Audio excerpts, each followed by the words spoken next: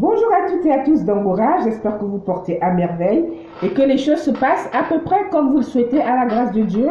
Bonjour à tous mes abonnés, bienvenue à ceux qui me voient pour la première fois, bienvenue sur la chaîne de Maman Angora. N'hésitez pas à vous abonner, plus on est de fous, plus on rit.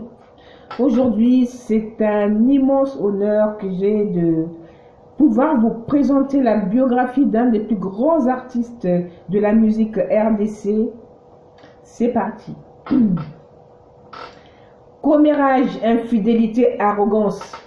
De 1956 à sa mort le 12 octobre 1989, Franco Luambo Makiadi aura montré la société zaïroise de l'actuelle RDC telle qu'il la voyait et la comprenait. Petit rappel de celui qui demeure aux yeux de certains Africains le grand maître incontesté de la rumba congolo-congolaise.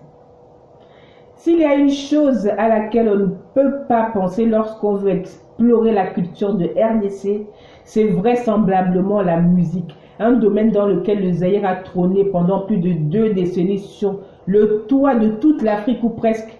Inutile donc de rappeler que pour la RDC, la musique est un référent aussi significatif que le football pour le Brésil ou le kung-fu pour les Chinois. Et si dans chaque domaine, la tradition ou la logique veut qu'il y ait des icônes, parmi celles de la RDC figure en bonne place Luambo Makiadi, né le 6 juillet 1938 à Sonabata dans la province du Bas-Congo, à l'extrême sud-ouest de RDC. François Luambo Makiadi entre dans le monde de la musique en fondant en 1956 avec Jean-Serge Essous de Brazzaville l'orchestre OK Jazz.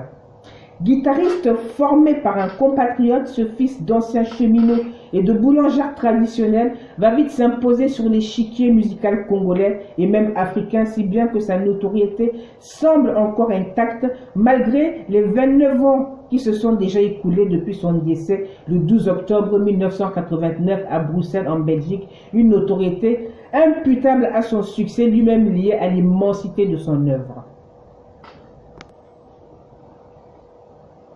Une œuvre qui ne saurait être indissociable de la société quinoise de l'époque et même d'aujourd'hui. Et le Big Brother from Zaïre, comme l'appelaient affectueusement des journalistes de La Voix d'Amérique, n'ira pas chercher de muse dans la mythologie bantou. Il va parler des faits de société comme la jalousie, Mbanda Akoti Kikumbi, ma rivale est allée féticher contre moi, et le manque de bonne manière. Ozala très impoli, tu es très impoli. Dans son œuvre, il y avait tellement d'avant-gardisme féministe que plus de 12 000 femmes africaines vont lui adresser des lettres pour raconter les relations conflictuelles qu'elles avaient avec la sœur de leurs époux. D'où la chanson intitulée 12 600 lettres. Fin observateur de la vie de son pays, Franco va même explorer la gouvernance de son pays. Mais pas par des attaques frontales. Luambo va plutôt se servir de la métaphore pour fustiger une élite politique noyée dans des antivaleurs. C'est le cas du titre Tailleur qui est une sorte de raillerie de ses responsables ministres ou DG évincés de leur poste. Oloba Kitro na esi Kayango, Batio Pembeni, Loba Lisusu.